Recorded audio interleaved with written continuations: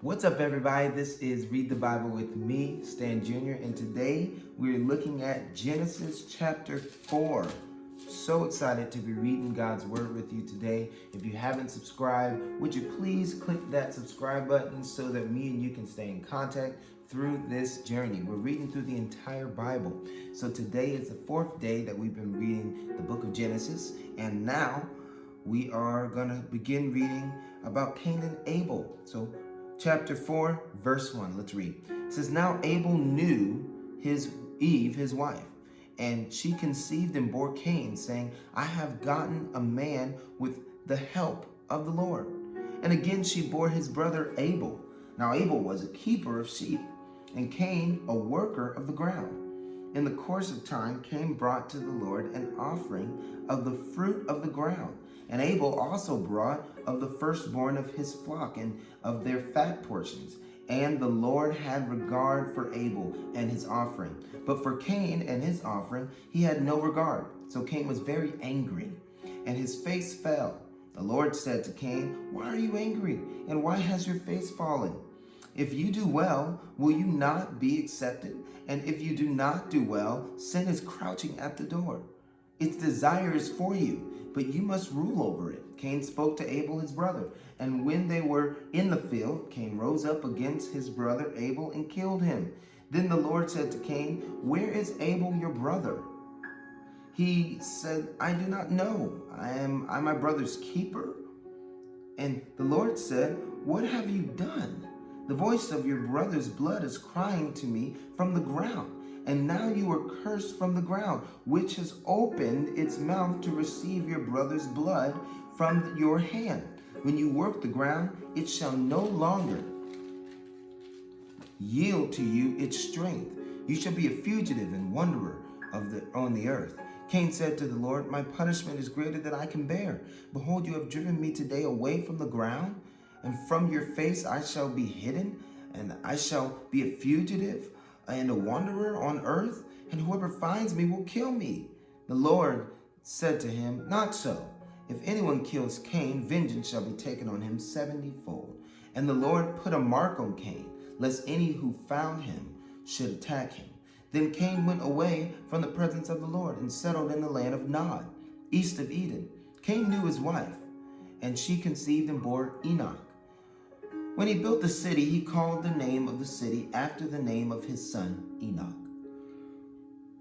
To Enoch was born Irad, and Irad fathered Mehujael, and Mehujael fathered Methushael, and Methushael fathered Lamech, and Lamech took two wives.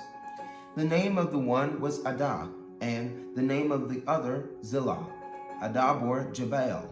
He was the father of those who dwell in the tents and have livestock. His brother's name was Jubal, and he was the father of all those who play the lyre and pipe. Zillah also bore Tubal, Cain. He was the forger of all instruments of bronze and iron. The sister of Tubal, Cain, was Nemael. Lamech said to his wives, Adel and Zillah, Hear my voice, you wives of Lamech. Listen to what I say. I have killed a man for wounding me, and a young man for striking me. If Cain's revenge is 7-fold, then Lamech's 77-fold.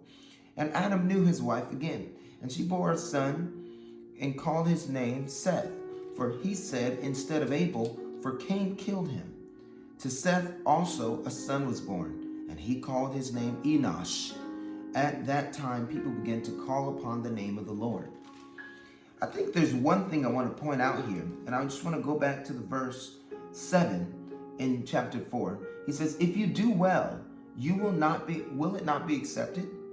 And if you do not do well, he's talking about his offering. He didn't give God the best. Cain didn't give God his best. But he said, if you do not do well, sin is crouching at the door. And this point is where I want to break out here and talk about. It says, its desire is for you, but you must rule over it.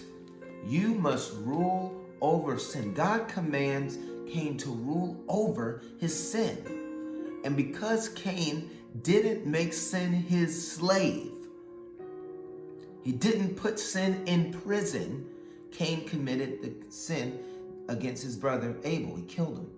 So I'm saying to you today that God has commanded us to put sin in prison, to make it a slave, to rule over it, and not have sin rule over us. You know how you do that? You read your word. You know how you do that? You pray. You know how you do that? You keep your environment holy.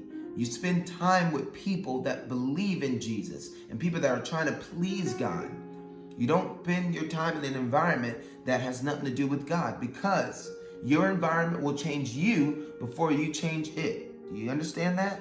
That means you will be changed by the places that you spend most of your time in, more than you changing the places you spend your time in. No, you're not going to change the environment. You must make sure that your environment is a God-centered environment, so that that God-centered environment will change you and you will come out looking more like Jesus. So that was chapter 4 of Genesis. And next time we talk together, we're going to be reading chapter 5. I really appreciate you guys for watching this with me and reading the Bible with me. And if you like the content I'm creating, the Christian content, you can donate just $1 a month to be a patron for me and just to help me create better content. So please, if that's you, if you enjoy this and it brings value to your life, please pray about donating $1 a month. It helps me preach the gospel. Okay? Thank you so much for watching, and I love you, and I thank you for joining me through this journey. Until next time, peace.